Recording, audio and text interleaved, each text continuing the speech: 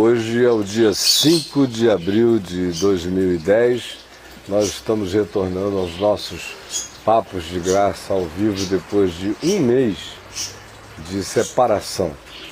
Eu, pelo menos, me senti assim, saudoso todos os dias de fazer esse programa.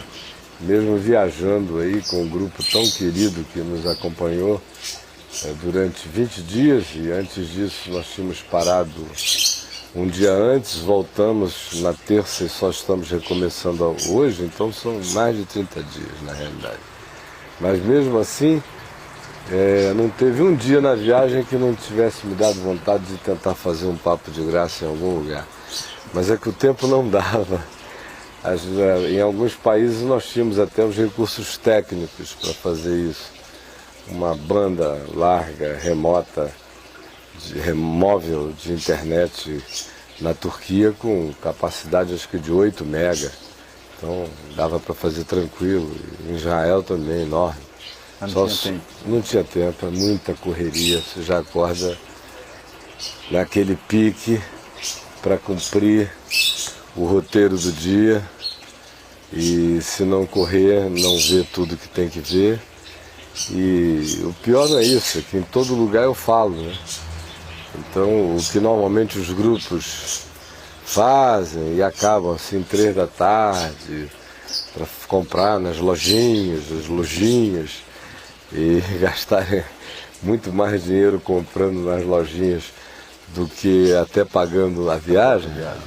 Depois de anos você descobre que para cada 100 pessoas que vão, 5 de fato fazem um esforço hercúleo para comprar a viagem e lá vão com o dinheirinho contadinho só para aguentarem a ida e a volta, né?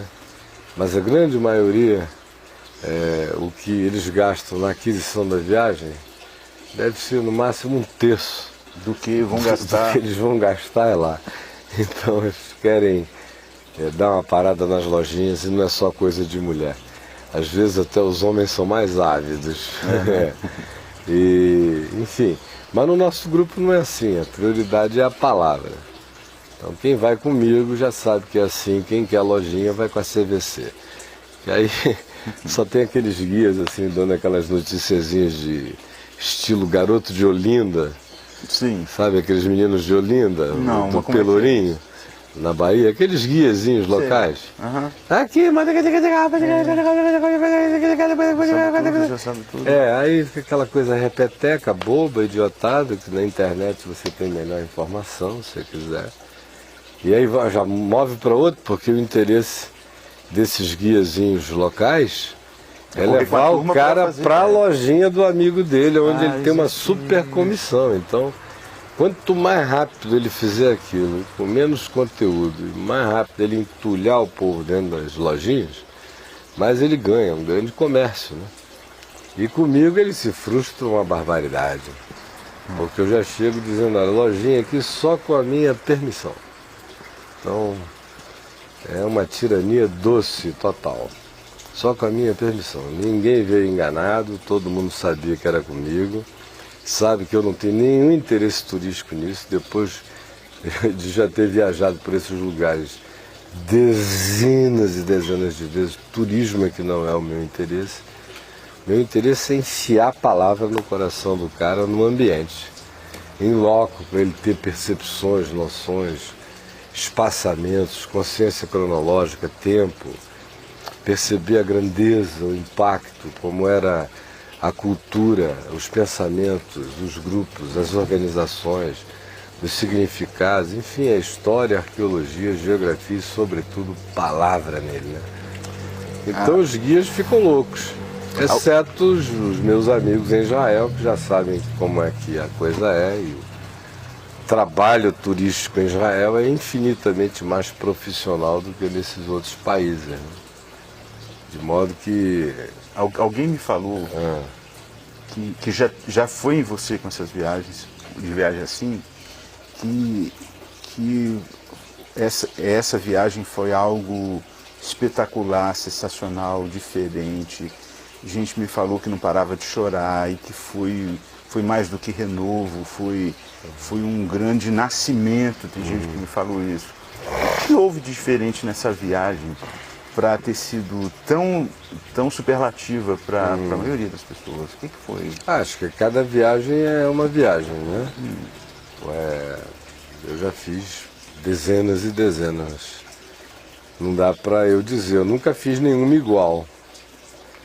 Então, nem igual, mesmo quando o roteiro foi semelhante, a viagem sempre é diferente, porque eu estou diferente naquela ocasião, as pessoas que estão diferentes, ou são pessoas diferentes, mesmo aquelas que já foram comigo várias vezes, como tem gente que já foi comigo, acho que 8, 10 vezes, por exemplo, a Israel. Mas toda vez elas voltam dizendo que foi uma viagem diferente para elas, e eu toda vez volto dizendo que foi uma viagem diferente para mim. Então, a minha mulher nunca tinha ido. Ela começou a ir de 2007 para cá, então é a terceira vez que ela vai. E nessas 3 vezes que ela foi voltando dizendo que foi a melhor viagem que ela já fez a Israel. Eu espero que se ela vier fazer mais 10, cada uma seja melhor, né?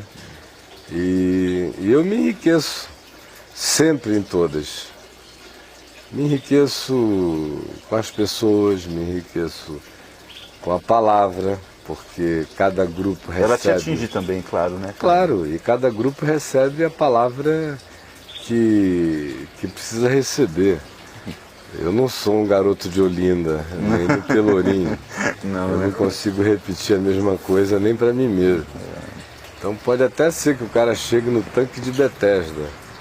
O que tem que se falar ali é sobre João 5, por exemplo. É o texto principal.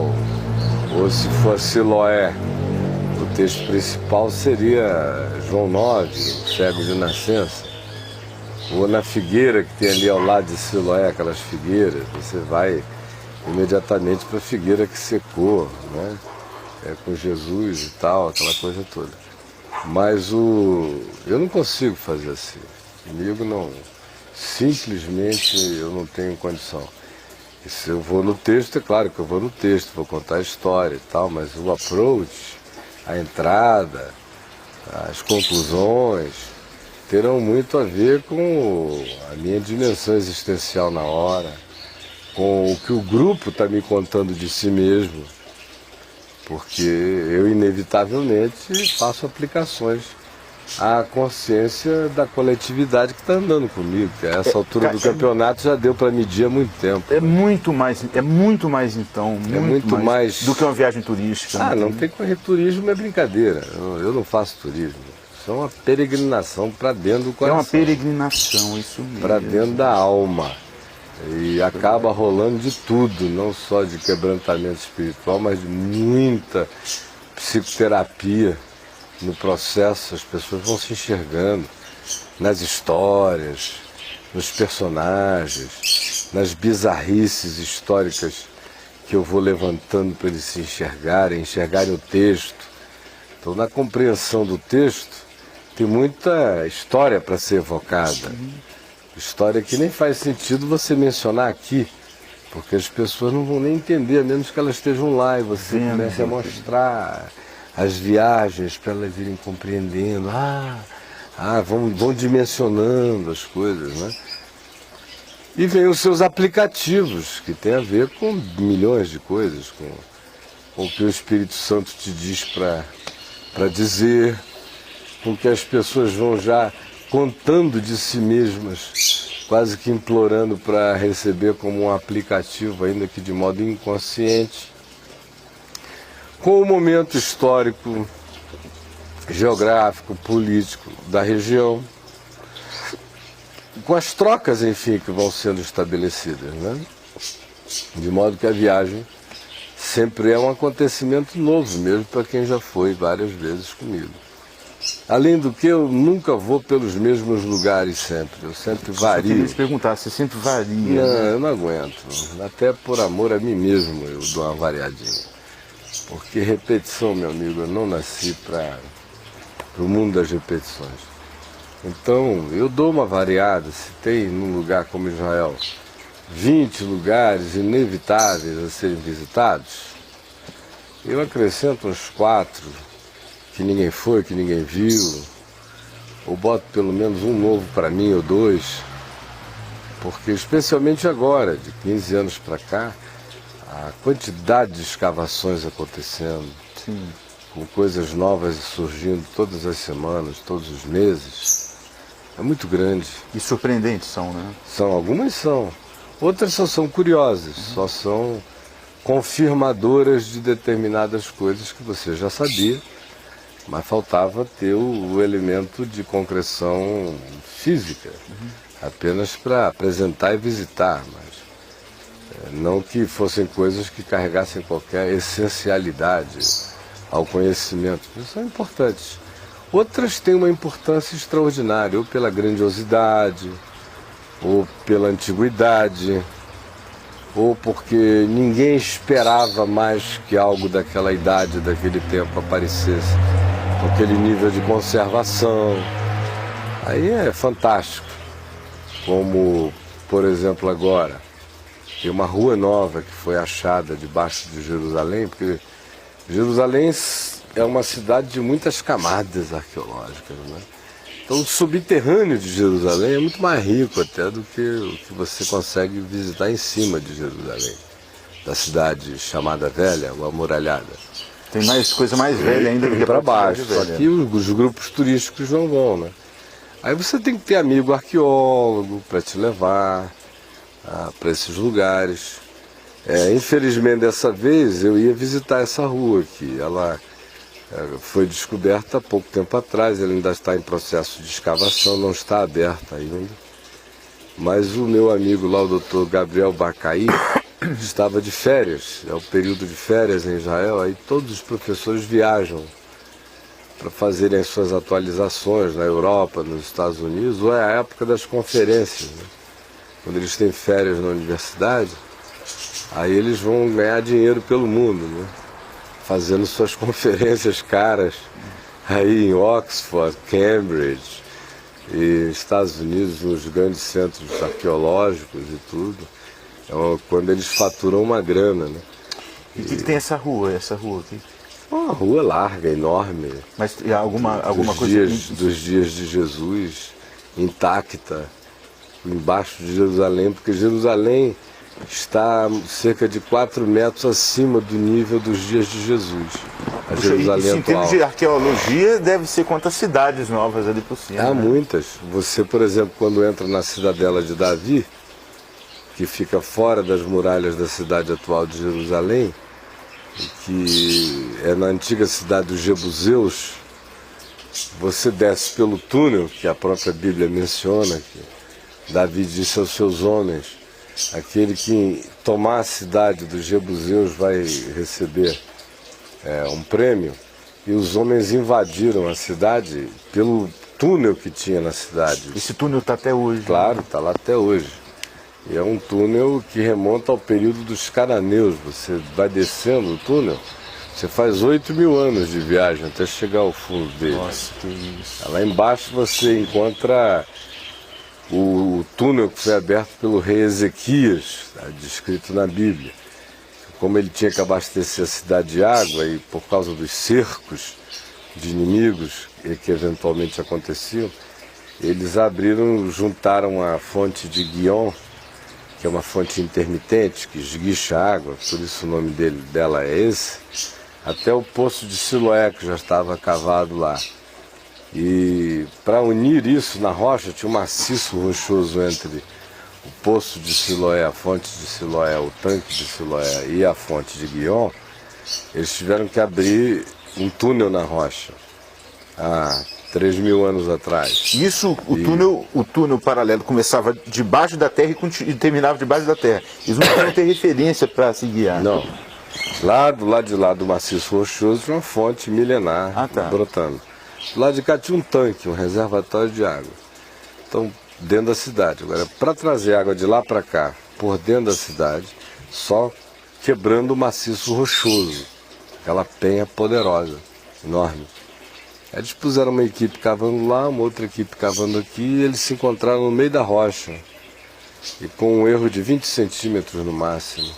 Nossa. Sem cálculo, sem nada. Então você pode andar por esse Engenharia túnel. de agrimensura, que coisa, né? Bota uma botinha. Ou então vai descalço mesmo, né? E quando eu era mais jovem eu ia descalço. Hoje em dia não, hoje eu boto uma galocha, né? Eu já não quero mais que qualquer água fique A água batendo continua nas minhas corrente ali canelas, é até a hoje. mesma. E a água continua corrente até hoje. Até ali. hoje, alimenta lá o tanque de Siloé. E aí você, se quiser, você atravessa esse canal inteiro por dentro. A placa que comemorava o encontro dos dois grupos há 3.000 anos atrás, no meio do túnel, está no Museu de Istambul. Existe, olha, Até hoje, está lá, dois homens do reino do rei Ezequiel, né, dois grupos cavaram e se encontraram aqui neste lugar para liberar a água do poço de Guion para o tanque e tal. Então, você desce um túnel desse, você faz uma viagem no tempo. Só naquele lugarzinho ali você vai vendo as camadas, isso é do período tal, período tal, período tal, período tal, até você chegar lá embaixo, num período pré-Jebuseu ainda, que era de cananeus mais primitivos ainda. Coisas como essa você tem para todo lado. E essa rua nova não está aberta ainda, eu iria até gravar lá nela. Mas eu estava contando com a presença do Gabriel Barcaí, que é o arqueólogo-chefe de Israel. Então, se ele der uma ordem, você entra em qualquer lugar. Agora, na ausência dele, os grupos lá não permitem a entrada de ninguém, né? Eu vou esperar, se Deus quiser, em novembro eu devo voltar, no mínimo, para novembro levando um grupo grande, eu quero, se Deus permitir. Mas talvez antes eu dê um pulinho lá, sempre tem um amigo mais do que amado me convidando para ir fazer umas gravações e tal. E as últimas 4 vezes que ele me convidou ano passado eu não pude ir. Mas esse ano, havendo uma chance, eu vou antes, assim, para gravar algumas coisas que não dá para gravar com o grupo. Porque no grupo eu fico muito a serviço do grupo, né? Acordo cedinho com eles, passo o dia todo. servindo ao grupo. Pregando. Pregando 6, 7, 8 vezes no dia, depende do dia. Tem dias que você só prega 4, mas fala 5 horas no dia. E às vezes chega no hotel e o povo ainda vem dizendo: reunião hoje à noite, fala mais e tal. Aí à noite você manda ver mais umas 2 horas, eu começo, eu não consigo parar, né? Então quem vai nesse espírito não pode estar fazendo viagem melhor, porque de todo o coração eu dou tudo de mim para aquilo ser rico, para a pessoa sem ser chato. Quer dizer, eu não fico passando todas as informações, porque nem a mente das pessoas suporta, né? Você tem que ir poupando. Eu começo devagar, eu vou introduzindo as pessoas os temas gerais do lugar. Aí depois eu vou afunilando, à medida que eu vejo que eles vão se familiarizando. Lembrando. Porque na primeira vez que você menciona um nome, ele não sabe nem o que é. Você tem que gastar 10 minutos explicando. Aí quando você menciona de novo, você vê que alguns já, outros não. Aí você rememora para uns, acentua para outros. Vai depois de 5 dias, aquele nome já começou a virar um parente histórico do cara. Aí já começam as conexões a se criarem, vão. Então, no fim de uma viagem de 20 dias, eu já estou recuperando coisas que eu disse a eles na Ásia Menor, na Anatólia, na Turquia, em Éfeso. Que lá em Éfeso não fazia ainda tanto sentido, mas agora aqui em Israel a conexão se estabeleceu, pá, o cabo USB entrou, pá, a conexão veio, uau! Aí vai crescendo o conhecimento, a consciência. E quem vê que do meu lado a viagem não é brincadeira, eu não estou ali dando informaçõezinhas, uma informaçãozinha qualquer um pode dar, estou ali com a minha alma, eu me quebranto, eu viajo para dentro da história, eu me sinto um integrante de todas aquelas dimensões. Por isso, se não fizer bem a ninguém, se não renovar ninguém, eu nunca voltei desrenovado de uma viagem dessa. Sempre voltei apaixonado. Porque me fiz manco com os mancos, paralítico com os paralíticos, cego com os cegos, curado com os curados, iluminado pelos iluminados, derrotado pelos com os que foram vencidos, vitorioso com os que prevaleceram na fé. Eu entro no ambiente existencial de tudo e me sinto parte de cada coisa, né?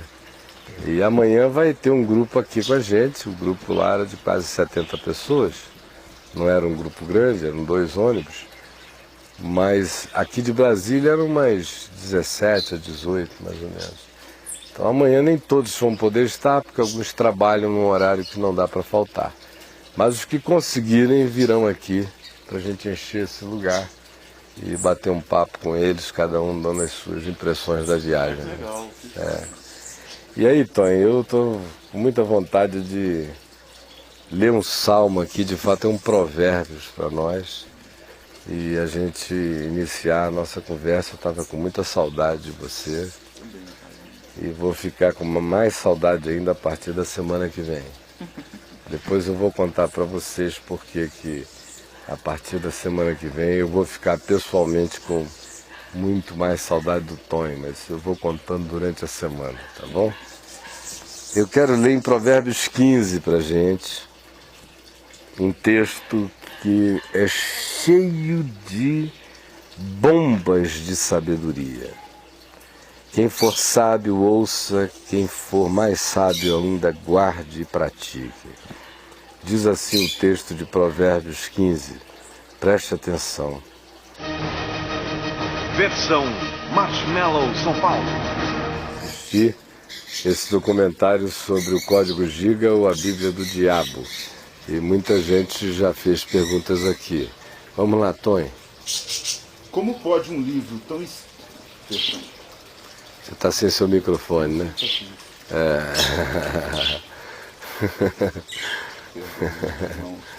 Que é isso?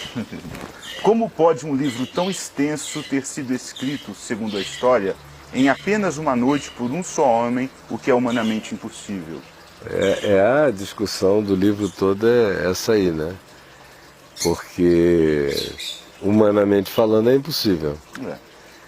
Seria possível se fosse um conjunto de escribas trabalhando juntos. Ainda assim, daria um trabalho monumental, porque teria que ter um mentor com todo esse material organizado na cabeça, e teria um outro problema adicional, era fazer com que houvesse uma homogeneidade absoluta de caligrafia, o que é impossível humanamente falando. Então, os experts examinando aí não detectaram descontinuidade que caracterizasse a presença de nenhuma outra caligrafia a não ser da mesma pessoa. Então afasta-se a ideia dos autores múltiplos. Aí vem um segundo problema, é inumano, é impossível, com uma letra desenhada daquela, num livro que tem menos erros ortográficos do que o Novo Testamento. O Novo Testamento tem muito erro. Tem erro em Marcos, Lucas, João, tem muito erro no Apocalipse, erro de concordância, tem coisas assim. Esse aí não tem um erro. Os erros são praticamente imperceptíveis. A caligrafia é a mesma. Então, mesma caligrafia, sem erros, e num espaço de tempo, segundo a história do livro, que parece uma história fabulosa, assim, meio mítica, o indivíduo, para se salvar de ser emparedado, num monastério beneditino, no meio da Idade das Trevas, onde o monastério era um lugar de trevas em si. Aqueles monastérios da Idade das Trevas eram lugares de muito diabo, de muita feitiçaria, de muita maldade, de muito surto, de muita tara sexual, de muita autoflagelação, de muita psicologia do diabo na mente das pessoas, de muita opressão demoníaca. Então, naquele contexto ali, ele teria cometido uma falta gravíssima, pela qual ele seria punido com emparedamento, colocá-lo contra a parede e erguer uma parede ao lado e em cima dele, de modo que ele ia morrer vivo ali dentro em poucas horas. sempre. Isso para sempre, não ia durar horas, morreria. E aí ele teria feito esse pedido, esse clamor, por favor, deixa eu me redimir, escrevendo a obra das obras. Numa época em que um livro dessa magnitude tinha um peso e significado de alguém, na década de 60, dizer: se vocês me deixarem viver, eu lhes apresentarei o computador mais poderoso da Terra. Porque de fato era uma reunião de informação, uma consolidação de informação. E os monastérios eram conhecidos, entre outras coisas, pelas suas bibliotecas. Quanto mais rica, diversa, variada fosse a biblioteca do monastério, mais status o monastério teria. Por isso que alguém quis comprar.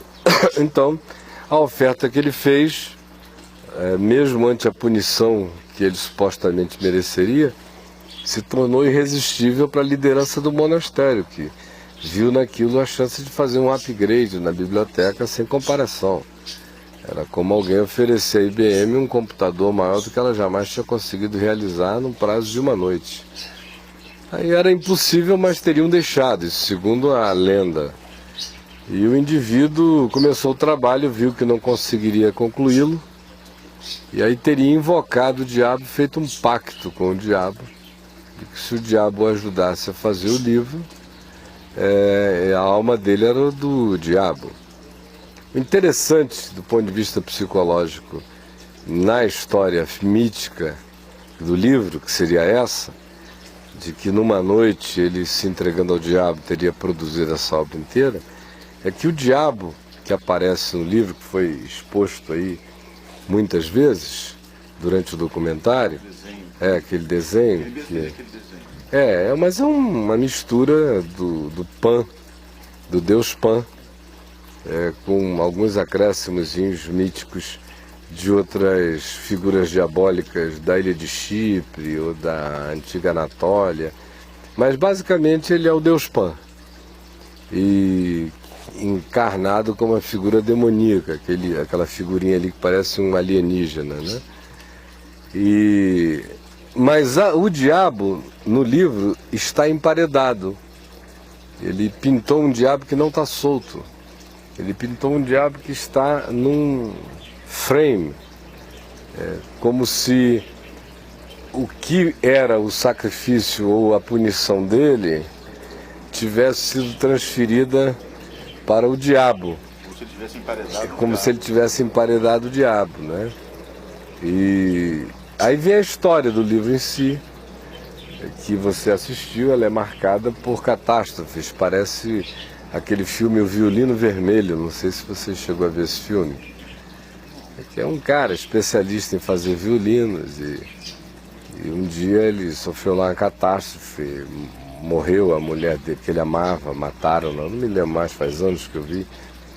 E ele fez o violino dos violinos, mas pintou com o sangue daquela dor. E a pigmentação do violino é diferente de tudo, porque ela tinha sido feita com o sangue da pessoa amada.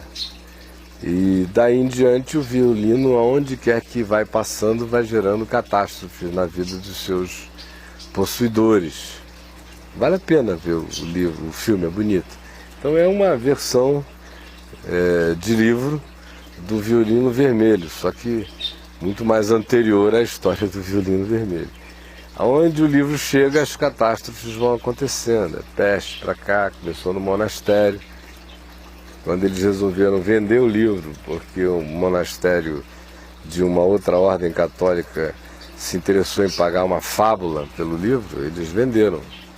Aí foi vender e o monastério que o vendeu entrou num processo lá de crise, veio uma praga, morreu todo mundo. Aí, isso já é depois, né? Aí depois vem o outro grupo que adquiriu, a praga chega lá também. Aí vai passando adiante, até que chega naquele momento em que um grupo adquire, quer colocar o livro num lugar de honra, faz para ele um lugar de proteção no meio de um cemitério chamado Lugar da Caveira ou do Calvário de Cristo. E aí a praga também graça, morrem mais de 30 mil pessoas na cidade. E é quando, com os ossos dessas pessoas, eles fazem essa catedral de ossos, que é uma coisa bizarra, horrorosa, demoníaca, feia dessa. Cálices de ossos, espinhas dorsais de ossos feitas com crânios. Não. E eu já estive no país, mas nunca tive esse interesse em visitar esse... Eu não sou uma pessoa que carrega nenhum tipo de interesse em relação a essas coisas assim. Me interessa a história, mas não... e os significados dela, mas não os aspectos fetichistas de uma visita para olhar o negócio. Eu não funciono assim, jamais funcionaria. Nem creio que o coração de um cristão convertido ao Evangelho mesmo nutra esse tipo de interesses estranhos e lúgubres e escuros, dessas curiosidades que pretendem discernir as coisas profundas de Satanás, né? Então a história é essa. Hoje o livro está lá em Estocolmo, na Suécia, aberto à visitação.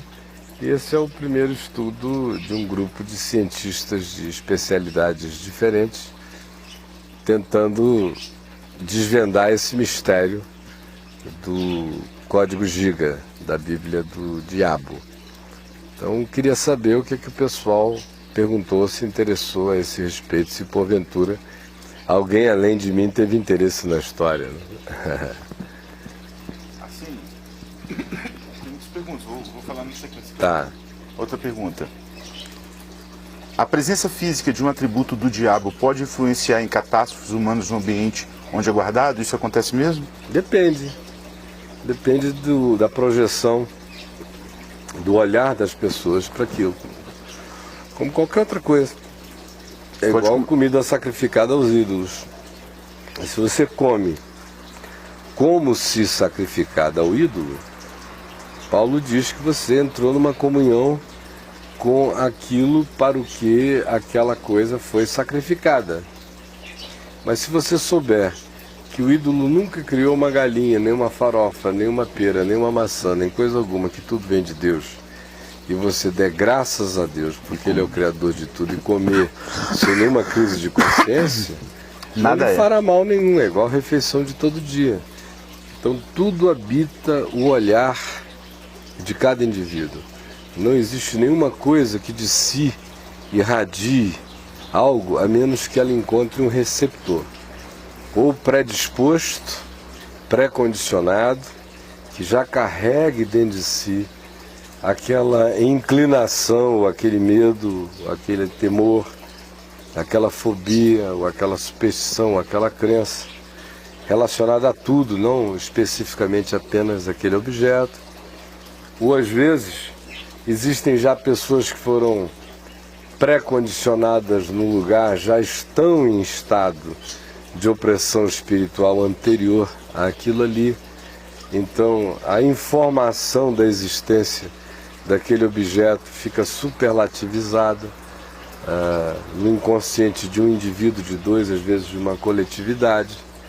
Isso gera uma fragilização que vai da baixa de imunidade coletiva, sim, pelo medo, até as ações de nível espiritual oportunistas e viróticas, porque o diabo trabalha de maneira muito virótica, né? Então, até coincidente. Se tiver baixa de imunidade espiritual, ele penetra. Então, até coincidente, porque a Europa, na Idade Média, foi tomada de muitas pestes também. Só, e também tomada, a maior peste da idade das trevas eram as trevas daquela idade, né? Era a superstição.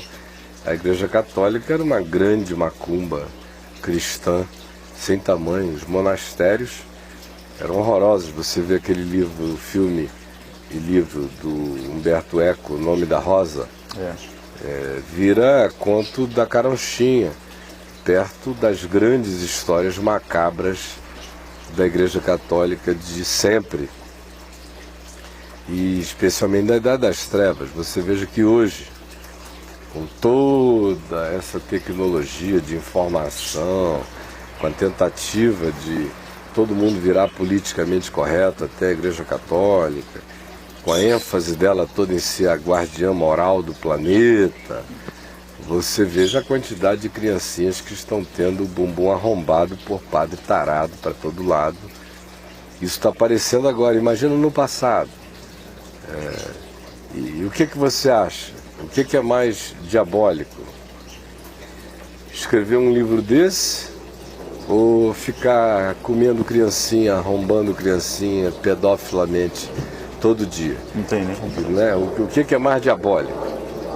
Então, esse livro vira brincadeira perto da diabolice do homem contra o homem, praticado o tempo todo. Imagine as marcas espirituais, psicológicas, que ficam na mente de uma criaturinha humana que foi entregue pelos pais a um sacerdote para ser educada e depois foi abusada todos os dias. Que demonismo é esse? O que é mais forte? É esse livro ou essa prática? De modo que, quando a gente vê o que está acontecendo hoje na Igreja Católica, a gente vê que o código giga é brincadeira, é pouco giga, comparado com as terafeitiçarias da maldade e que taras, vão sendo praticadas. Teras e taras. Né? Tara.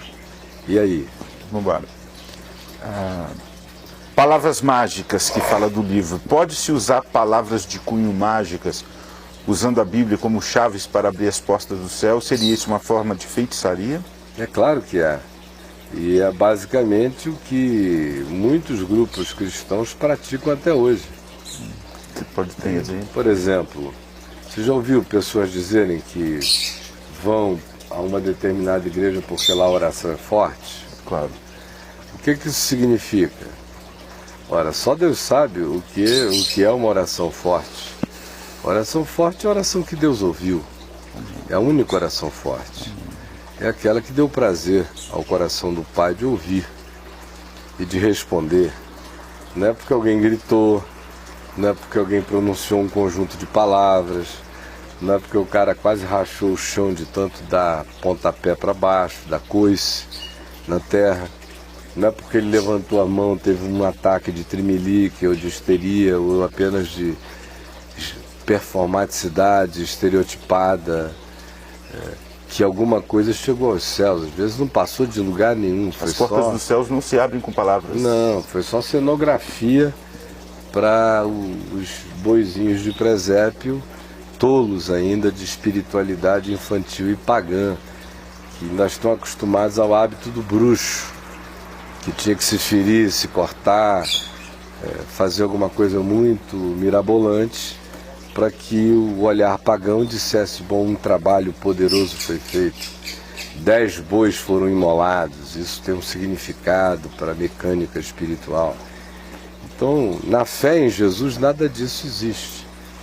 Jesus pede quase permissão e licença e desculpa ao Pai por estar fazendo a oração que fez na porta da tumba de Lázaro. Né? Pai, desculpa, viu? Eu estou fazendo essa oração só por causa deles, para que eles saibam que tu me enviaste.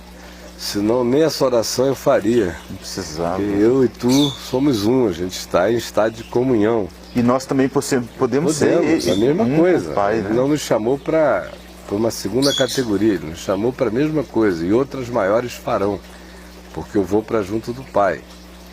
Mas no meio cristão, se não fosse Jesus fazendo aquela oração, haveria alguém que o interromperia, dizendo: ao Lázaro não vai ressuscitar. Você tinha que levantar aqui, gritar, determinar, chamar todo mundo para dar uma volta na tumba, rodar não sei quantas vezes, gritar muito, para quem sabe haver a ressurreição de Lázaro. Porque não fora Jesus fazendo aquela oração, por imaginário psicológico dos crentes adoecidos pelo paganismo que eles nem identificam dentro deles mesmos, se a coisa não for feita na base da gritaria, não tem poder. E tem muita palavra mágica no meio cristão. Sangue de Jesus tem poder. É uma palavra mágica.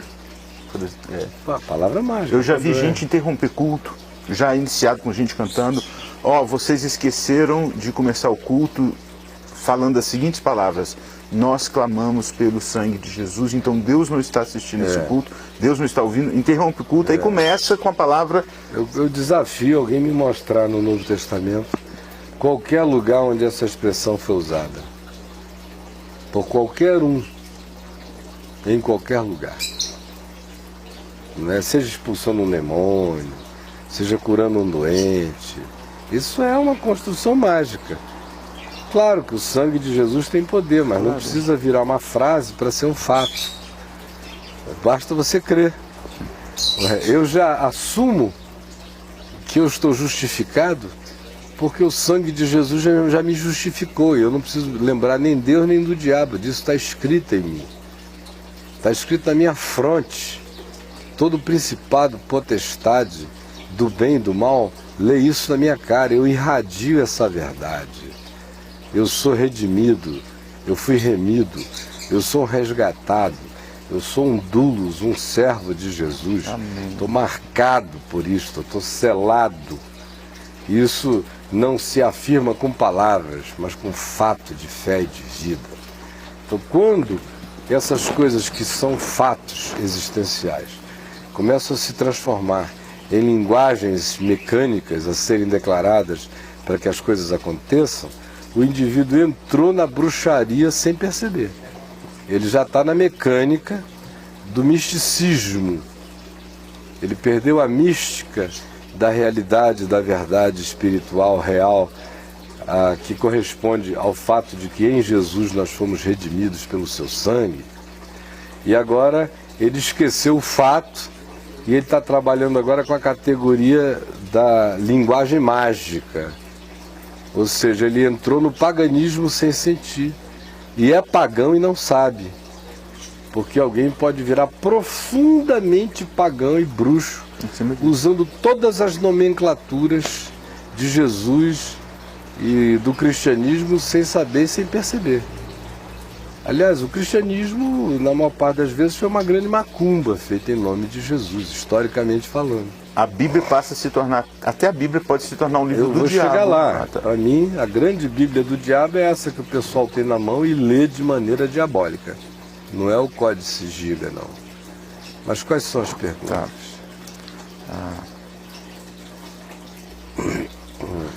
Livro sagrado atribuído ao demônio, foi o que ele falou, né? Isso é um paradoxo? O que é sagrado? Não. Deus nos faz sagrados para si. Não, Deus só faz santos.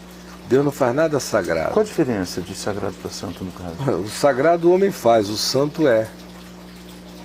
O sagrado é uma construção humana.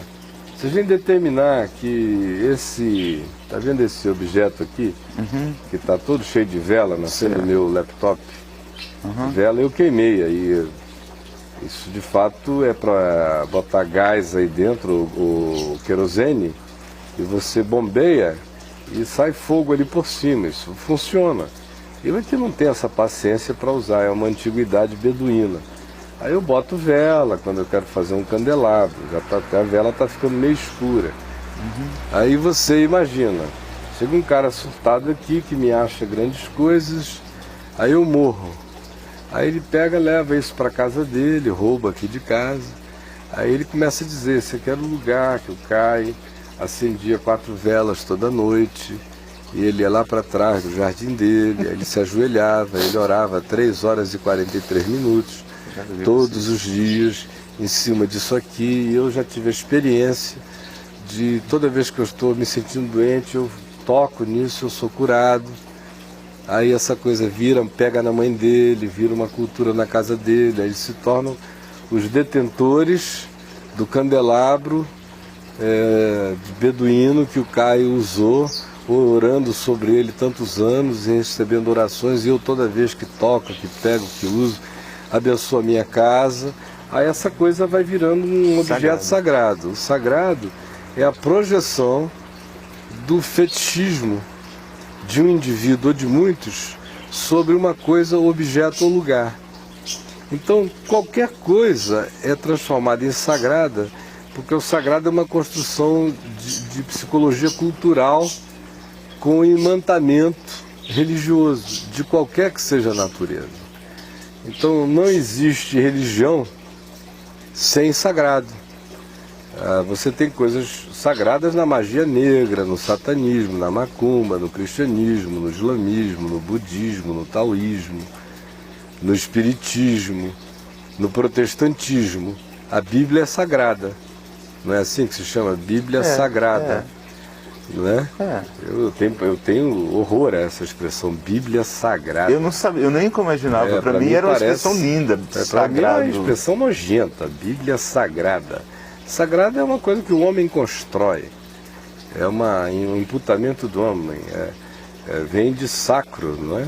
Sim. É como sacrifício, é o sacro ofício, é o ofício do sagrado, é o ofício do sacerdote, do indivíduo que cumpre o papel de entrar numa determinada dimensão por outros, ou é alguma coisa que está imantada de um significado espiritual em si mesma. Então, o sagrado é sempre idolátrico, porque ele passa a carregar um sentido de si mesmo, um poder de si mesmo, ele fica imantado pela coisa que a ele é atribuída. Este é o sagrado, aí eu tenho horror do sagrado, até da Bíblia sagrada. Por isso que é tão difícil adorar Deus em espírito e verdade. Porque as pessoas toda hora vão para o paganismo sem sentir. Então, sagrado é um fenômeno de construção humana. O santo é divino. Só Deus santifica, só Deus envia o mundo, só Deus torna santo. Agora, o homem pode fazer sagrado o que quer que ele queira, vira sagrado rapidinho, com a maior facilidade. Seu púlpito na igreja protestante histórica, se o cara pregar de debaixo do púlpito, parece que ele está pregando outra coisa. Eu já fui a lugares onde o púlpito era tão distante do povo, milhares de lugares, e lugares assim historicamente importantes, pomposos, que eu não gosto, nunca gostei de pregar longe do povo. Jesus não fazia assim? Então, está você aqui, aí tem 20 metros de distância e começa uma assembleia toda longe de você, lá no alto. Aí de vez em quando eu não resistia, dizia, com licença minha gente, ia lá para baixo para pregar perto do povo. No início, houve vários pastores, especialmente eu digo em igrejas históricas, que chegavam e diziam, por favor, reverendo, prega aqui de cima, porque o nosso hábito é esse. Aí eu dizia, desculpem meu irmão, o meu hábito é pregar a palavra, trazer uma mensagem mais próximo possível do coração do povo, e se eu puder anunciá-la bem pertinho das pessoas, eu faço. E para alguns era um desconforto danado, porque parecia que você estava violando, rasgando o sagrado, o véu do santuário em Jerusalém e fazendo xixi na Arca da Aliança. De tão sagrado que aquilo ali se tornara para aquelas pessoas. Então o sagrado que passa a ser um fenômeno, idolatria. É idolatria, é um fenômeno humano idolátrico. O santo só Deus conhece. O santo ele santifica, ele atribui santidade. Santidade é imputação divina. O sagrado é uma construção humana. É interessante porque eu conheço lugares, né, não gosto de ficar falando não, mas eu conheço lugares que a mulher não pode subir no púlpito, porque é sagrado. O obreiro que não é ordenado ainda tem que pregar debaixo do púlpito, que não pode ir para lá. Uma vez eu fui pregar inaugurando um templo, no iníciozinho da década de 80, em São Paulo, um templo pastoreado por um empresário que também era um profeta respeitado na cidade, muito rico. E ele tinha lá um grupo de pessoas de classe média alta que se reuniam com ele, como sempre tem em São Paulo, tem aquelas igrejas de rico, né? E, por exemplo, aí eu estou frequentando a filha do Silvio Santos, aí vira moda, aí todo mundo para lá. Se desculpem os meus amigos e irmãos paulistas, mas São Paulo é um lugar que eu conheço com mais modismos nesse sentido de criar igrejas de elite. E como a igreja do Morumbi já foi, como a igreja da pastora Ivone estava sendo, como a igreja do tio Olavo já foi, como várias outras. Fica assim aquele surtinho dos riquinhos, como a Renascer que ia ser no início. Enfim, É bem paulista esse negócio, né? Eu não vejo isso pegando muito nos outros lugares do Brasil, mas em São Paulo cai como uma luva. E chega a ter quase igreja que é meio clube, de quem tem BMW, quem usa um determinado tipo de carro, frequenta lá. Tem um espírito clubesco na cultura paulista que se presta bem a esse tipo de fenomenologia psicoantropológico-religiosa, né? Então eu me lembro que eu cheguei para pregar lá nesse lugar e eu não notei que havia 2 púlpitos em cima, um bem fininho e um bem grosso, bem largão. E eu também não vi o rito que aconteceu antes de eu entrar, porque eu estava lá dentro, naquelas orações sagradas também, antes de entrar para o púlpito. E né? até isso também é sagrado. Se não fizer, você entra sem poder. Deus não vai se não abençoar a reunir mensagem. o coral, os que vão cantar, os que vão tocar, o pastor e todo mundo lá atrás, se não derem as mãos, não fizerem aquela oração consagrando cada corda, cada hino, cada isso, cada tudo para Deus, o culto não presta. Então lá estava eu naquele presépio de sempre, né? E me submetendo àquela coisa, bilhões de vezes na vida, por amor aos irmãos.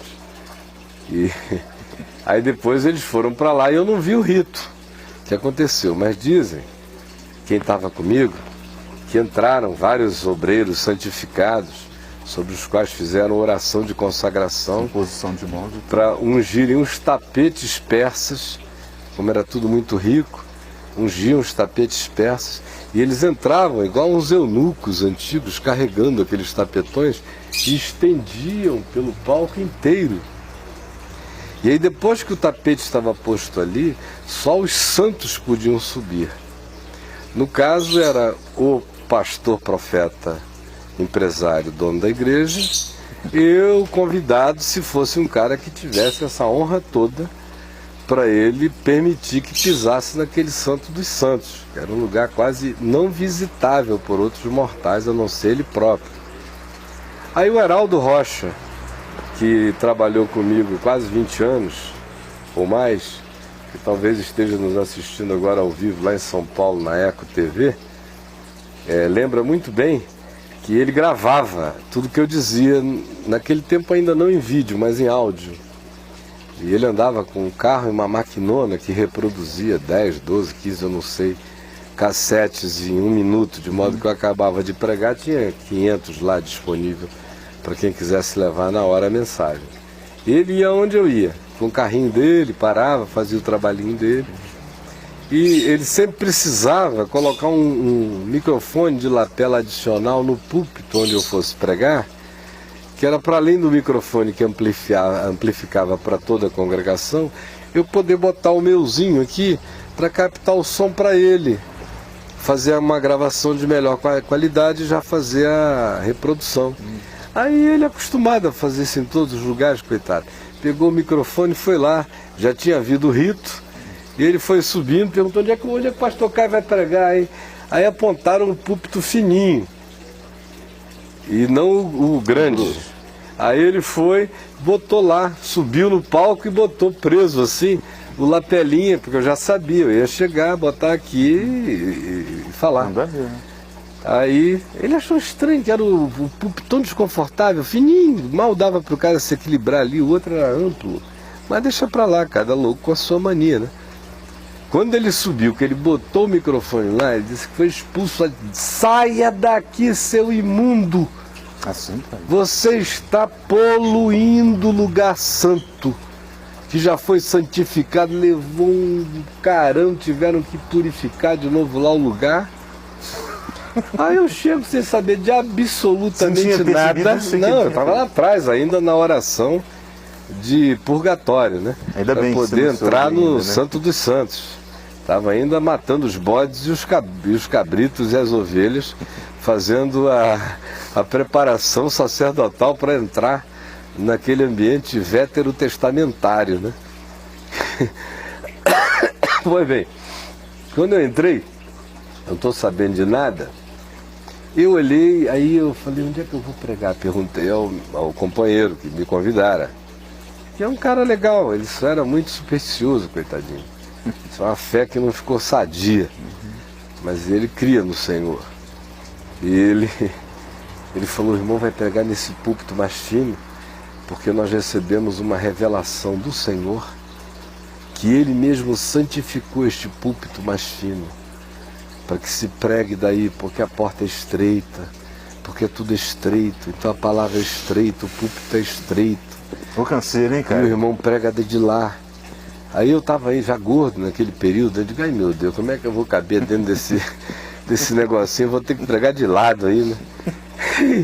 Aí eu fui, peguei o microfone. Você não falou nada, você não ensinou nada. Não falei bicho. nada, fui lá, e sem falar que eles implicavam com a minha barba, que era um problema sério, né? Grave problema. Eles não conseguiam entender como é que Deus ungia tanto um cara barbado. Que eu ouvi de maluco me dizendo, puxa vida, se Deus unge você desse jeito com barba, imagina se você raspar. Eu digo, deve ser o poder mediador da Gilete. Entre Deus e os homens, né? Sumo sacerdote segundo a ordem de Melquisedeque, a Gilete. E aí, pois bem, voltando aqui à vaca fria, eu fui subir lá no púlpito, depois de 10 minutos eu já estava num desconforto horroroso. Aí eu falei, quer saber? Perco o cabra, perco o bode, mas eu vou pregar onde eu me sinto à vontade. Aí eu desci do púlpito fino, fui pro meio do nada, andei para lá, andei para cá. Aí o pastor, ele me respeitava muito, sabe? Acho que fosse um outro, ele teria ido lá, ele teria obrigado a subir, pregar, ou descia. Aí você fez de conta que não estava enxergando ele. É, nada, assim, né? ele ali, eu fazia assim para ele, ó, e pimba na xuxinha. Não voltei mais para aquele púlpito estreito de jeito nenhum. Foi pro grande? Nem pro grande, eu fiquei onde eu quis. Desci, subi, contaminei o ambiente inteiro, pisei embaixo, pisei em cima. Depois o Heraldo veio para mim e falou, você é louco, pastor. Eu quase apanhei, o cara me deu um empurrão no peito que eu rebolei lá para baixo. Disse que eu tinha que santificar o lugar, que eu já tinha poluído tudo. Chega você e faz aquele estrago. Eu estava seguindo Jesus, que veio do cemitério de Gadara. Não tomou nenhum banho de purificação, tocou em porcos, em porqueiros, endemoniados, em quem tinha tocado em defunto, em quem comia carne no cemitério, atravessou o mar, não se submeteu a nenhum banho purificatório. Chegaram logo e disseram que ele tinha que ir até a casa do chefe da sinagoga de Jairo, e ele não disse, espera aí que eu estou impuro, vou tomar um banho conforme o judaísmo para entrar lá. Não, ele disse, eu irei contigo. E no caminho uma mulher ainda tocou na orla das vestes dele, foi curada. Ensanguentado, inclusive. Porque o sagrado o homem faz, o santo, meu irmão, pode atravessar pelo inferno e entra no céu sem precisar se lavar de nada. Já está lavado. Já está purificado e não tem fórmula mágica. Ele é lavado no sangue do Cordeiro. Amém. O que leva alguém a vender a alma ao diabo? Ele compra mesmo? Se houver uma conversão, o diabo tentará cobrar de volta o preço pago? O que leva uma pessoa, a primeira pergunta, é a volúpia de poder. É o que ele ofereceu a Jesus, tudo te isso darei. eu te darei, né? se prostrado me adorares. Então é a volúpia de poder, ou então seja o poder que ele diz que dá, ou o poder que ele diz que você tem e não usa. No caso de Jesus, foi duplo. Um foi dizer, por que tu não transforma pedras em pães, se tu és o Filho de Deus? Então a primeira é, você tem o poder de violar a própria natureza das coisas, se você quiser. Então não basta que o indivíduo peça esse poder ao diabo. Se ele crê que Deus deu a ele o poder de violar a natureza das coisas criadas, ainda que ele não diga, diabo, me dê esse poder, ele já está praticando o poder do diabo. Seja transformando pedra em pães, seja pulando do pináculo do templo. Ele já entrou no ardil do diabo. E a alternativa mais sofisticada é aquela de dizer, olha, esse poder eu tenho porque me foi dado. Não foi isso que ele disse a Jesus? Sim. Tudo isso eu te darei, porque esse poder me foi dado. E Jesus não disse, seu mentiroso, não foi dado, não. Ao contrário, Jesus disse que ele é o príncipe deste mundo, que ele tem um poder sobre este mundo. E aquele poder ele não estava oferecendo como barganhinha ilusória.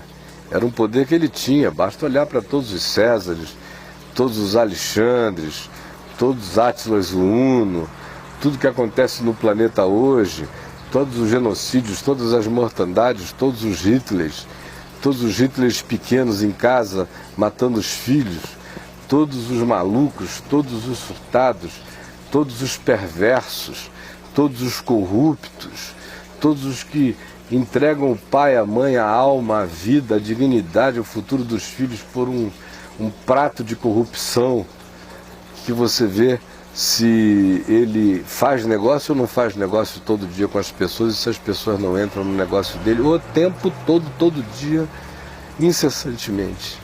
Então, número um, ele tem esse poder e ele negocia com esse poder. E as pessoas querem por poder, por ascensão.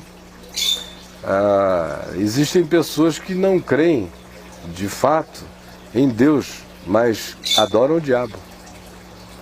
É uma coisa estranha você imaginar que tem gente que crê no diabo, mas não crê em Deus. Mas existe. Tem gente que acha que o único Deus existente é o diabo, ou que se há Deus é o diabo, como disse Baudelaire. Então, isso se junta à lascívia, ao surto do poder, ao capricho, à vontade de ser rei na terra, mesmo que o cara pague um preço no inferno. Ou ainda tem uma outra ilusão: o diabo faz amigos. Eu posso me fazer amigo do diabo, ter todo o poder que ele quiser me dar na terra enquanto eu sirvo, e depois não haverá punição a mim, porque eu cumpri os processos dele na terra. Tem gente que pensa que é o diabo que é o punidor do inferno. Ao contrário, eles não sabem que o inferno foi criado para o diabo e seus anjos. Não para ser o paraíso do diabo, mas para ser a tormenta do diabo. Ele não é o chefe do inferno. Não é, ele é só o mais desgraçado de todos os habitantes do inferno. Então tem gente que pensa que o diabo é o gestor do inferno, é o governador do inferno. Foi criado para ele e seus anjos. Então quem vai para lá não vai para um lugar onde o diabo dá as cartas. Vai para um lugar onde o diabo grita com o maior gemido, o maior ranger de dentes e a maior agonia. Lá ele não é chefe, ele é príncipe deste mundo. No inferno, ele é o pior atormentado. Ele não é um príncipe. Então o cara faz negócio com o diabo na terra, onde ele tem poder, e pensa que vai ser poupado do inferno. E que aquele que é nesse mundo um príncipe, é príncipe no inferno também. Ele é príncipe neste mundo, para enganar os que querem ser enganados por ele, mas no inferno ele é o vassalo supremo das próprias desgraças que ele semeia na terra. A segunda pergunta dentro dessa foi... se houver uma conversão, o diabo tentará cobrar de volta o preço pago? Quase sempre ele tenta, quando o convertido não tomou consciência da grandeza da salvação. Mas quando o convertido já se converte tomando consciência do significado da grandeza da salvação, tomando consciência de que o escrito de dívida foi rasgado, tomando consciência de que todo principado e potestade já foi desprezado, vencido e despojado na cruz, e crê de todo o coração que Jesus fez isto, ele não precisa amadurecer 5 anos para ficar livre de nada. Isso é instantâneo. Quebra-se a mesa de pedra do inferno na mesma hora na vida dele. Fica o diabo no prejuízo. E ele anda livre para sempre. Amém, graças a Deus. A igreja que não gosta de curas instantâneas quando a questão é o diabo. Especialmente as igrejas de linha neopentecostal, que vivem das correntes de endiabramento. Então, o cara tem que ficar possesso muito tempo, que é para ter aquelas crises que já não são nem demônio. Já são, como eu já disse muitas vezes aqui no Papo de Graça, psiquismos demoníacos desenvolvidos pelo próprio indivíduo, histeria, sugestão, introjeção de uma autoimagem negativa que se associou à figura do diabo para representar o pouco valor que o indivíduo dá a si mesmo. Aí ele fica possesso de si próprio. E aquele tipo de igreja estimula a continuidade disso, porque enquanto ele sofrer dessa moléstia, ele vai deixando a grana dele lá para sempre. Mas quando você ensina a palavra do Evangelho com clareza e limpeza, e o Espírito Santo ilumina a verdade que está sendo anunciada, e surge aquela fé rema, no sentido de que o cara creu na pregação, no instante da pregação, e aquilo entrou dentro dele como palavra viva de Deus, aí, meu amigo, todas as macumbas da terra estão quebradas e desfeitas. Eu já contei aqui a história daquele Heber Soares, do livro Nos Bastidores dos Espíritos, que eu escrevi, que era chamado de o Arigozinho do Brasil. Depois da morte do Zé Arigó, ele se tornou o médium de cura mais importante do país.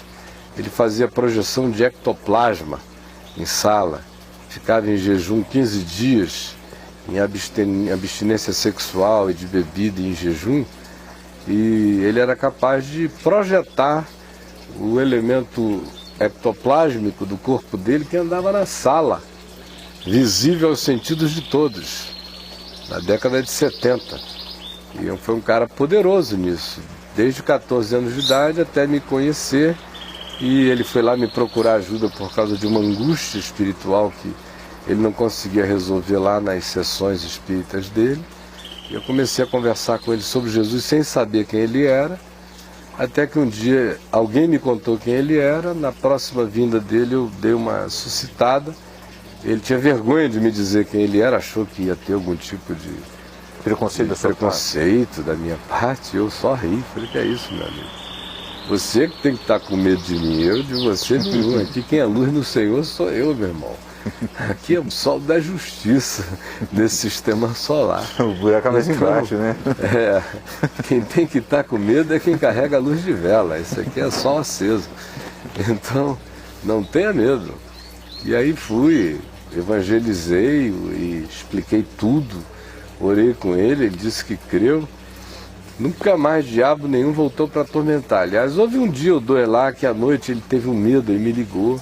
Eu orei com ele ao telefone e digo, isso é só problema do seu medo. Tira o medo do coração que isso não volta nunca mais. Mas se o medo entra pela porta, a fé sai pela janela, como dizia meu pai, né? Acabou o preço, né? Então, de modo, meu amigo, que quando quebra, quebra. Só o indivíduo toma posse pela fé, isso não precisa de um tempo de maturação.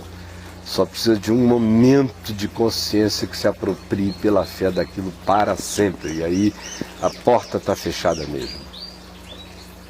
O que mais? De que maneira, reverendo Caio, podemos melhor afastar maus pensamentos, principalmente aqueles que podem ofender ao Criador? De duas maneiras, né? Número um é vigiando os próprios pensamentos, é saber que o pensamento não é algo que a gente deva liberar. Por isso, Paulo diz, não seguindo a vontade dos pensamentos. Então, a gente começa a controlar o pensamento não fazendo a vontade dele. Frustrando o pensamento como vontade, é o primeiro passo. Porque se eu tenho um pensamento e eu me levanto para realizá-lo, eu introjetei o pensamento como código de comportamento e de atitude dentro de mim. Ele saiu do ambiente abstrato, ele vai começar a fazer as suas sinapses cerebrais em mim, vai começar a fazer as suas sínteses de hábito psicológico, vai começar a construir o seu caminho de comportamento no meu andar. Então, o primeiro passo para quebrar isso é identificar, é não confiar nos próprios pensamentos, é checar a minha produção mental e de pensamento com o Evangelho, mesmo que o pensamento venha carregado de amparo constitucional, moral, legal, ou de ética humana, ou de etiqueta comportamental, nem por causa disso ele é verdade do Evangelho. Tem muita moral humana que é perversão ante o Evangelho. Tem muita lei humana que é injustiça diante do Evangelho. Tem muito direito do direito humano que é contra o exercício do Evangelho, a prática daquelas coisas. Por isso Paulo fala, por que não sofreis antes o dano? Mesmo quando às vezes o cara tinha um direito legal de reivindicar aquilo. Era um direito legal, mas ele ia estar perdendo uma dimensão espiritual enorme se a justiça dele não exceder aquele direito legal dos escribas e dos fariseus, se ele não praticar a ordem superior do mandamento do amor e da justiça segundo o Evangelho. Então, na realidade, para quebrar esse ciclo, começa com essa desconfiança acerca dos meus próprios pensamentos. Eu não posso ampará-los em nada que não seja a referência do Evangelho de Jesus. Tenho que levar todo o pensamento cativo à obediência de Cristo Jesus, checar toda a minha produção mental, porque a coisa mais simples que tem é eu me conformar mentalmente com esse século. A coisa vai virando hábito, vai virando sutileza, vai entrando, você vai repetindo, todo mundo vai fazendo, gente boa vai fazendo. Depois começa a virar uma lei de pensamento para você. Você acha que aquilo é normal, mas já é algo contrário ao Evangelho que você está chamando de saúde mental, e não é, do ponto de vista de Jesus. Então, primeira coisa é essa, desconfiar Dos próprios pensamentos e checá-los com o Evangelho. Segundo lugar, é saber que ninguém vai quebrar ciclos mentais enquanto ficar fazendo a vontade dos pensamentos, enquanto se levantar e objetivar o pensamento como prática. Então, quando você faz essas duas coisas e a elas acrescenta uma terceira, que é aquilo que Paulo recomenda em Filipenses, que é um exercício positivo, o exercício negativo é não confiar no meu pensamento. O outro exercício negativo é quebrar o ciclo do impulso. O pensamento quer virar um impulso que me bote em ação, numa determinada direção. Eu preciso quebrar esse ciclo. E o terceiro elemento é positivo, é encher a minha mente de tudo que é puro, de tudo que é louvável, de tudo que é de boa fama, de tudo que é respeitável, se alguma virtude há, se algum louvor existe, seja isso que ocupe o vosso pensamento e o Deus da paz será convosco. Então é simples assim. Não adianta o cara achar que ele vai ter bons pensamentos se ele é um paranoico, que ele fica o tempo todo querendo saber que volta que os outros estão tentando dar nele, que tipo de aprontação está acontecendo, se ele desconfia de todo mundo, se ele resolve ficar mais esperto do que a própria vida, se ele não tem aquela paciência de Jesus de deixar o traidor trair. Olha só, mesmo, deixar o traidor trair. Porque eu digo, desde menino, eu aprendi uma coisa que eu pratiquei a vida inteira e eu não me arrependo disso. Eu escrevi um texto essa semana e a você mesmo eu já respondi pessoalmente. Uma vez você me perguntou se eu já fui muito traído por amigos. Eu falei, olha, os que mais me traíram na vida foram os meus melhores amigos. E continuam amigos até hoje. Eu nunca tive nenhum amigo que de um modo ou de outro não tenha me traído. Tem 5 anos que eu te perguntei isso, cara. E eu nunca tive. O cara não me traiu pegando a minha mulher, porque graças a Deus eu nunca casei com cachorra. Minha mulher tem que ser mulher. Tem que ser mulher que eu morra e ela tenha a alegria de ser minha viúva. Claro. Não de dizer agora com quem que eu vou casar. Então, se for assim, ela já foi, nem notou que já não é. Porque com esse tipo de mulher eu não me associo, nunca me associei, nem me associarei. Eu prefiro virar eunuco. Pois bem, nesse nível não, mas em nível de traição, porque você nota que o cara fica com inveja, por mais que você seja amigo dele, ajude, mas ele tem inveja.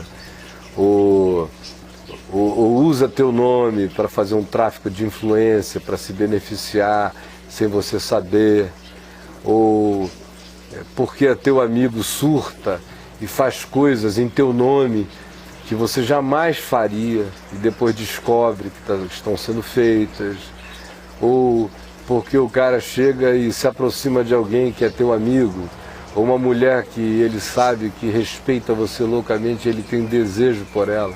Aí ele usa o fato de que a pessoa me reverencia ao extremo para se aproximar, porque ela sabe que ele é meu amigo, daqui a pouco eu venho a saber que ele cantou a mulher, tentou levá-la para a cama, me traiu. Aí eu posso sair enumerando, ou o cara que chega num banco, ou junta um amigo meu e levanta $120 mil do nada, só porque sabe que o cara daria qualquer coisa que eu pedisse a ele. E aí eu chego de viagem e fico sabendo que estou devendo $120 mil, não a uma pessoa, mas a 20. Em 1985, por exemplo, uma coisa dessa aconteceu comigo. E Deus me deu dinheiro. Eu fui pregar em São Paulo e um irmão, João Alexandre Fabossi, que eu não conhecia. Ouvi o evangelho lá no Inhambi, eu nunca toquei no assunto. Se eu vendesse a minha casa, que custava $30 mil à época, não cobria nem a cárie do problema. E eu acabei de pregar, ele me procurou na porta dos fundos, pediu o número da minha conta, eu falei que não tinha, não sei, até hoje. Nem da Vinde, nem minha, nem de ninguém. Realmente eu não sei. Mas liga para esse telefone aqui que o pessoal lá sabe. E ele ligou. E aí depositou o valor sem saber que eu precisava para pagar aquela conta. Eu levei um susto quando me disseram, depositaram tantos $1000 na conta, na sua conta. Aí eu falei, então foi o Senhor. Pega e paga todo mundo aí que esse meu amigo usou para criar essa dívida. É claro que eu internei em amor fraterno. Eu perguntei se ele queria ser curado, ele disse que queria, ele tinha um problema horrível nessa Você ainda área. o ajudou? Você não Ele é meu ele amigo não? íntimo até hoje, dos que eu mais amo. E eu coloquei 8 anos num lugar que eu não mandaria ninguém sadio para lá, porque se mandar um cara sadio, o cara surta. Mas um bicho que estava precisando era de um aquartelamento para ver se gerava caráter nele. Ele ficou 8 anos lá, ele agradece toda vez que a gente se encontra o benefício daquele amor enérgico e sincero que eu pratiquei com ele, sem nunca desistir dele. Ele sabia que eu não tinha desistência dele, que não era dinheiro que iria nos afastar, que tinha um preço maior que nos cobria. Esse sim é do sangue de Jesus. Amém. Que não vivo falando a respeito, mas eu levo em consideração a cada segundo, em cada relação humana que eu tenho. Então, aí depois ele veio de lá. Hoje ele é um líder iminente aí no país inteiro, um homem respeitabilíssimo, a vida dele prosseguiu. Esse é um assunto que a gente não toca nele há anos, porque não precisará jamais. E ele sabe que tudo aquilo ali foi puro amor, né? Ele e dezenas de outros. Como eu já tive amigos que, no passado, quando eu era solteiro, cada menina que andava comigo, no dia seguinte eu sabia que aqueles amigos iam dar em cima delas, porque o tesão deles era pegarem a mulher que eu tinha pegado. E imagina se eu fosse desfazer amizades por cada surto de fraqueza psicológica de amigos. Você fica sem amigos. Então eu aprendi com Jesus a deixar que o Judas vire Judas. Se ele quiser me trair, ele vai me trair. E eu vou perguntar, amigo, a que vieste? E não vou estar com ironia a esse respeito. Ou seja, eu não sou a Water Price and Coopers, de auditoria relacional preventiva, para impedir o ladrão de roubar, o amigo de trair. Então, no meu coração, quem quiser me trair está livre para trair à vontade. E às vezes eu estou vendo onde ele está indo, mas eu estou deixando. Porque eu posso impedi-lo de fazer aquilo, mas eu não vou ajudá-lo, não vou curá-lo. Eu só vou curá-lo, ou se ele ganhar consciência no processo e não fizer, ou se ele, uma vez fazendo, venha a ser quebrantado, sair na noite, chorar amargamente quando encontrar o meu olhar, e a gente se encontrar em Tiberíades, e eu apenas perguntar, mano, você me ama ainda? E se ele disser que me ama, eu digo, então vamos cuidar dos cordeirinhos de Jesus juntos e vira homem. Porque para ser discípulo, primeiro você tem que virar homem, né, meu irmão? Agora, teu amigo eu posso ser para sempre, terei prazer em que assim seja. Amém, Caio. O que mais? Caio, você acha que Satanás se veste de terno e gravata e usa de um discurso bonito para enganar a igreja? Ele também, né? Também. Se veste de terno e gravata, especialmente se o ambiente for crente. Se um Satanás de cabelo rastafari, barba longa, mesmo um ser humano rastafari de barba longa e um chapeuzinho colorido na cabeça, pode chegar lá e profetizar mais intensamente do que Isaías, que ele não será ouvido. Mas se ele chegar de paletó e gravata com uma Bíblia de letras grandes, escrita Bíblia Sagrada, ou uma Bíblia dessas que o Malafaia vende na televisão, Bíblia assim, da prosperidade. da prosperidade, chegar lá e com aquele discurso que já começa: a paz do Senhor, irmãos, amém ou não amém? E por aí citar aquelas palavrinhas de ordem, de mobilização do exércitozinho dos soldadinhos de chumbo, da obediência à alienação. Pelo amor de Deus, ele pode falar todas as diabruras, como em geral 90% o fazem, e os crentes vão aplaudir, dizer amém, aleluia, ouvindo doutrina de Satanás, enquanto pensam que estão ouvindo uma pregação do Evangelho, porque eles não conhecem o Evangelho. E aqueles que conhecem alguma coisa têm medo de exercer discernimento, porque dizem: isso que eu estou ouvindo não parece com o que Jesus ensinou, mas a culpa deve ser minha. Eu é que sou um pervertido de mente, eu é que estou julgando o irmão, o ungido do Senhor, porque conseguiram fazer o cara que vai para trás do púlpito virar um oráculo superior ao Evangelho. Então até o Evangelho... Sem usar o código giga. Tem que fazer o cara, então, submete a consciência do pouquinho que ele aprendeu do Evangelho, a loucura que ele está ouvindo procedendo de trás do púlpito, porque ele diz: eu é que devo ser um pecador miserável, que não entendi errado o Evangelho, porque esse homem santo, ungido do Senhor, acontece muito está isso, falando a verdade. Acontece muito não, quase só acontece, mano, isso aí. Por isso os pastores cada vez mais viraram padres católicos pré-reforma protestante, medievais. Eles não estimulam a leitura da Bíblia, eles estimulam a aquisição da Bíblia Sagrada. Aí o cara e entender as doutrinas que são... Adquire a Bíblia Sagrada, de preferência 2 vezes por ano. Essa minha aqui é uma heresia, eu estou com a mesma Bíblia há 40 anos, né? Não troco a bichinha. Tem que comprar todo dia. Eu já ouvi que era idolatria ter Bíblia muito usada. Assim. Pois é, essa minha aqui ela é onde eu acho tudo com mais facilidade, porque eu e ela viramos um, né? Então eu já sei onde está tudo, até dormindo, sonambulamente eu vou lá, eu já sei onde está tudo, leio nela e eu leio. Ela não fica guardada, está guardada no meu coração. Então, mas se o cara chega lá de paletó e gravata, cumprir aquele estereótipo, ele pode falar o que ele quiser, que o crente está ouvindo. Eu não disse? Quantas vezes nas Assembleias de Deus, na década de 70, 80, grandes líderes de campo, que me respeitavam, porque a mulher tinha se convertido me ouvindo, aquela mulher que era mulher de pastor, mas não queria nem aparecer na igreja com ódio de tudo, ou filho adolescente, me ouvia em algum lugar, ou se convertia assistindo Paripense, aí o cara desenvolvia uma gratidão para comigo, o pastor. Aí eu ia fazer uma cruzada na cidade dele, com todas as igrejas. E a que mais tinha dificuldade de se envolver naquele tempo era a Assembleia de Deus. De receber uma recomendação do líder do campo para que todas as igrejas fechassem, os templos fechassem, naqueles dias, e fossem todos para o estádio me ouvir.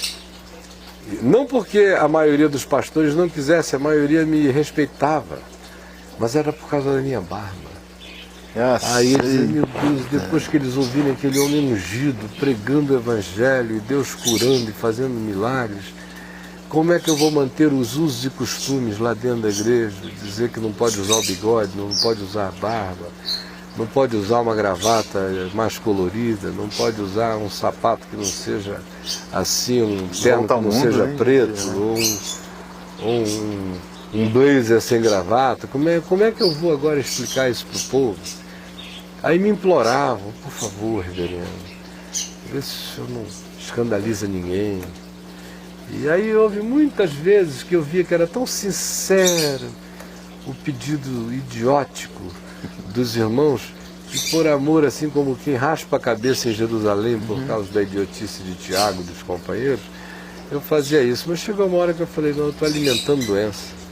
Ou esses caras engolem o Evangelho, independentemente do mensageiro e da cara dele, ou eu estou contribuindo com essa enfermidade. E desde o início da década de 90 que eu fui rompendo com isso. E hoje em dia nem precisa dizer, quem me olhar aqui é assim que eu estou. Se tiver papo de graça, eu estou vestido assim. Se não tiver papo de graça, é assim que eu vou estar vestido. Se hoje me der vontade de me vestir assim, eu não me visto para ninguém, eu não me visto para ninguém. Você prega no La Salle e assim. Não, quando eu prego no La Salle, eu prego como eu vou ali atrás. Escrever um texto sentado ali quieto.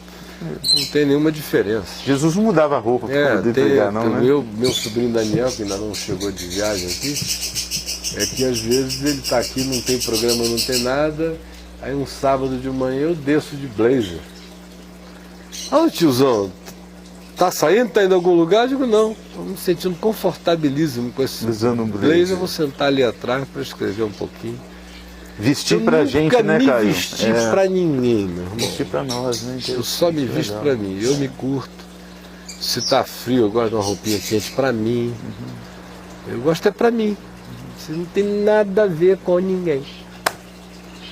E era assim quando eu não era convertido, depois de convertido continuou assim um bom tempo. Aí eu fui me deixando encabrestar, não no mau sentido, no sentido daquele amor que faz concessões à fragilidade da consciência dos irmãos. Mas quando eu vi que eles não se convertiam nunca, que eram uns eternos casca grossa, daquelas doenças de uso e costumes, eu falei, não, agora chegou a hora do atropelamento. Ou os caras vão ouvir a palavra, ou eles vão ter que suportar a minha imagem e vão ter que deixar de ser idólatras, impressionados com a imagem, e ouvir a palavra, a pregação, ou eles vão tropeçar na pedra de tropeço, na rocha de escândalo.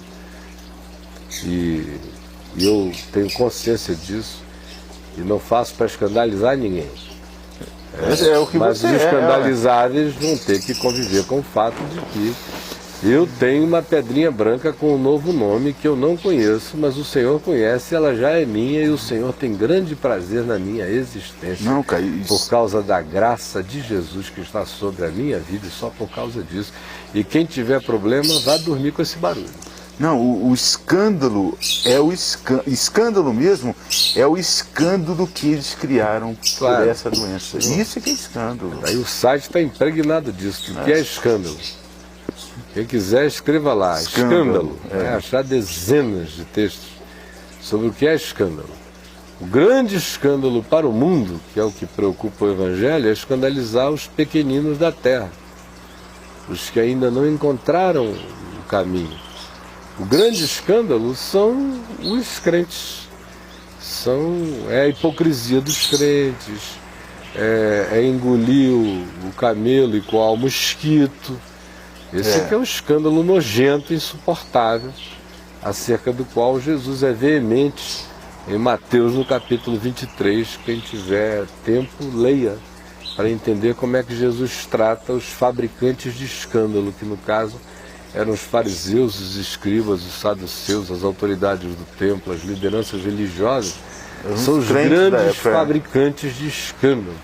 Eles vivem para criar, para fabricar, para instituir, para regulamentar o escândalo, que é para eles terem 1000 meios de manter o crente sob eterno estado de pânico, fobia e disciplina. Sabe o que veio na minha cabeça agora?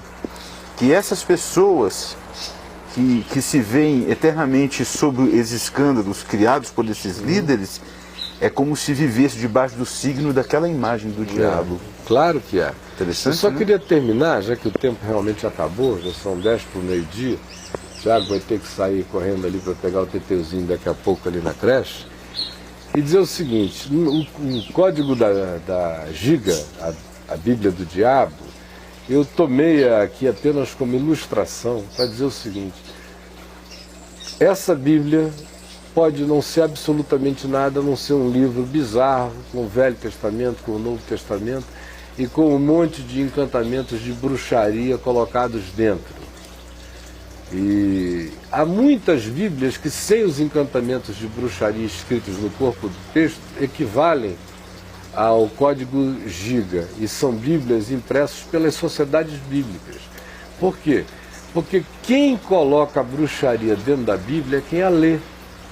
E nesse sentido, quase todas as Bíblias sagradas que estão na mão dos crentes viraram códice Giga, porque elas são usadas só para o indivíduo arrancar dali as doutrinas que ele cria, que ele desenvolve, que não tem nada a ver com o Evangelho, que são construções humanas e não são inocentes.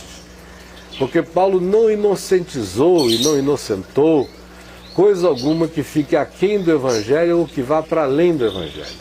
Se ele disser que for menos que o Evangelho, seja anátema. Se for mais que o Evangelho, seja anátema. Só o que não é anátema e maldição é o Evangelho puro e simples. Então, qualquer um pode estar usando uma Bíblia do diabo em casa. Qualquer um pode ter um códice giga em casa. Se você faz supressão da revelação, se você a diminui conforme o seu contentamento, diga isso aqui eu não gosto, isso aqui fica fora, isso aqui não é para mim, e você vai dizendo qual é o evangelho que você quer, você está fazendo a sua Bíblia do diabo. Ou se você vem com os novos moveres, não está escrito em lugar nenhum, mas é uma nova revelação, é um profeta de Pensacola, é um movimento de Toronto, é algo que eu aprendi com um irmãozinho em algum lugar que já foi enfronhadíssimo com Satanás e com culto a Lúcifer, e se converteu e me ensinou agora todos os nomes dos demônios, como é que a gente faz para apertar calo de demônio assim, assim, assim, usando agora a bruxaria em nome de Jesus, supostamente contra a bruxaria. Você criou o seu códice giga. A maioria dos crentes que eu conheço leem Bíblia giga, porque estão cheias de macumba, de superstição.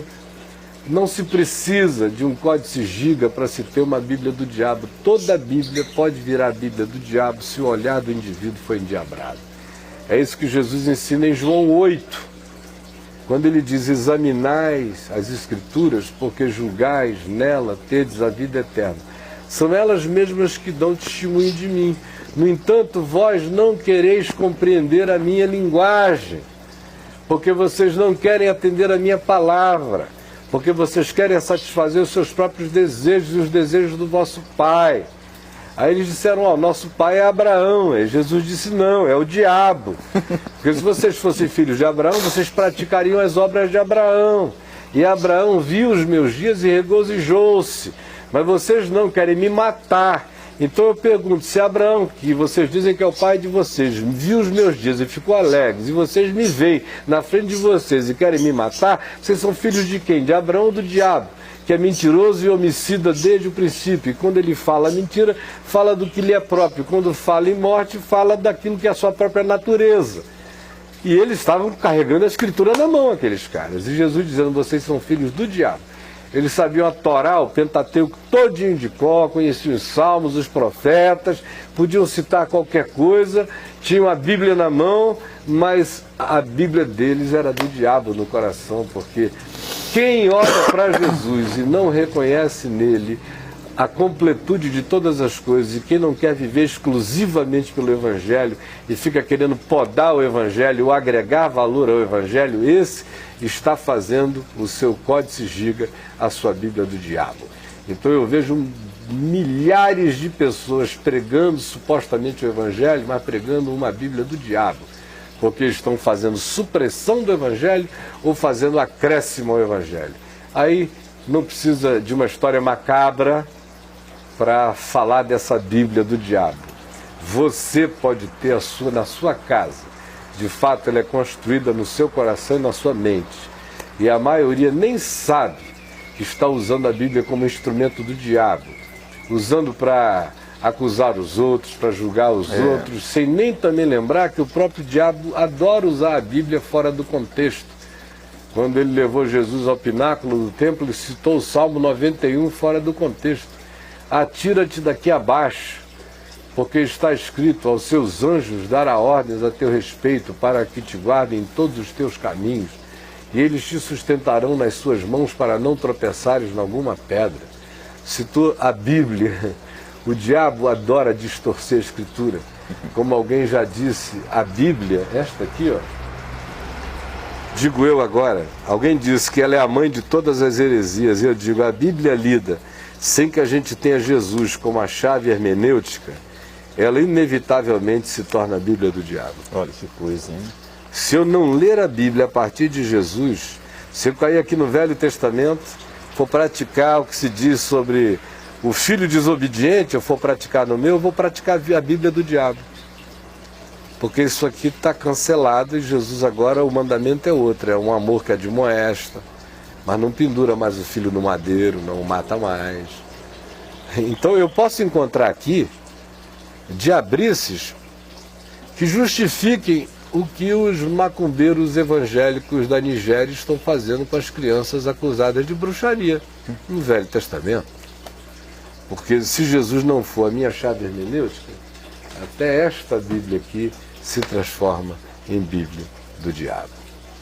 Então não há escapatória, não precisa viajar para Estocolmo para visitar o Código Giga. Talvez ele esteja na sua biblioteca, em casa, um monte de Código Giga, sobretudo porque a sua Bíblia do diabo esteja escrita no seu coração, com doutrinas que procedem de homens, que são produções de monges tarados, que você ouve e incorpora às suas crenças.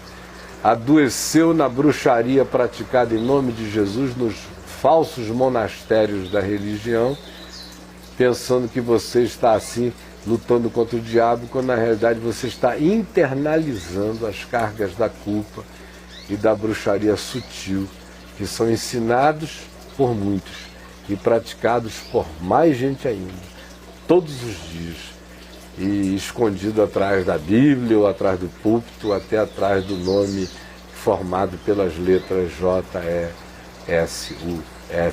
que nada mais é do que um conjunto de letras, se estiver divorciado de quem Jesus seja, conforme os evangelhos nos dizem que ele é. Era isso que eu queria dizer a você hoje. Espero que você guarde essa palavra no seu coração. O tempo terminou e eu só quero orar me despedindo.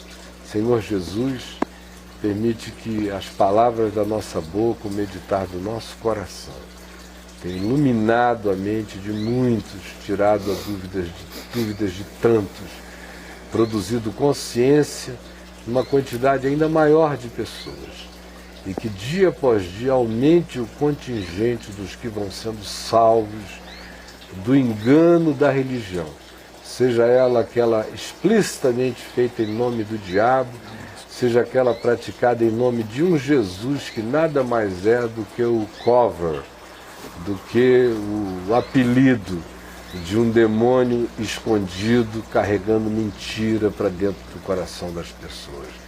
Ajuda-nos a sermos gente, não do nome feito de J-E-S-U-S, mas carregados do Espírito de Jesus, Amém, do Evangelho Senhor, de Jesus, da consciência de Jesus e da palavra de Jesus. É o que eu te peço para mim e para cada um dos meus irmãos. Amém, Senhor. Rogando ainda que aquela cura que nós te pedimos no Amém, início Senhor do programa Jesus, por misericórdia. se complete na vida daquele irmão e de tantos quantos estejam pedindo socorro agora, pelas razões que tu conheces. Amém, Em Senhor. teu nome, Senhor Jesus. Amém. Amém. Que Deus nos abençoe e até amanhã. E lembre-se, amanhã vai ter um grupo do caminho que foi comigo a essa viagem agora, da qual retornamos aqui para contarem as suas impressões. Se você estiver com a gente, eu vou ficar muito feliz, obviamente que não serão apenas relatos turísticos, mas experiências pessoais que cada um teve durante a caminhada. Obrigado, Tony. Eu que agradeço, Pai. Obrigado, Kenneth. Obrigado, jovem. Obrigado, Tiago. E obrigado, Daniel. E obrigado a você. À tarde e à noite, esse mesmo programa será repetido nos horários de sempre. Assista de novo, se lhe interessar, ou divulgue aos amigos, mas faça essa audiência crescer. E continue aqui na VMV TV, porque com a graça de Deus, o canal pode ser você. Tchau, tchau e até mais. Bye.